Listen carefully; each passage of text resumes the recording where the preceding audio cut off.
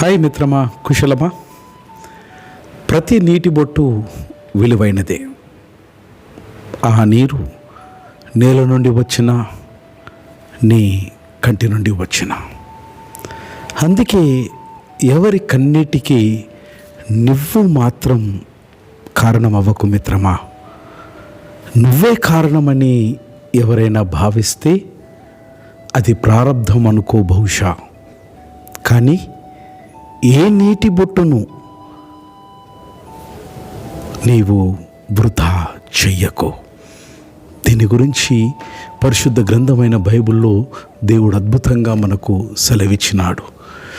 నా సంచారములను నీవు లెక్కించి ఉన్నావు, నా కన్నీళ్ళు నీ బుడ్డిలో నుంచబడి ఉన్నవి, అవి నీ కవిలలో కనబడును కదా. సంకీర్తన 56. నీ కన్నీటి బిందువు, ప్రతి బాష్పపు బిందువును దేవుడు లెక్కిస్తున్నాడు.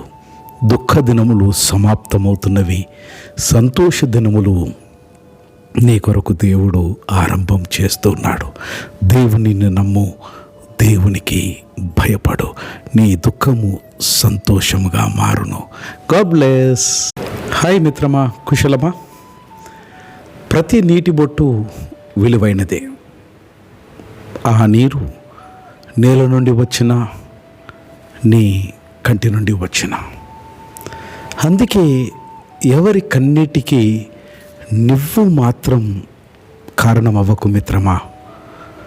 నువ్వే కారణమని ఎవరైనా భావిస్తే అది ప్రారబ్ధం అనుకో బహుశా.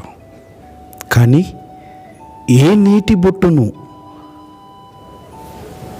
నీవు వృధా చెయ్యకు. దీని గురించి పరిశుద్ధ గ్రంథమైన బైబిల్లో దేవుడు అద్భుతంగా మనకు సెలవిచ్చినాడు.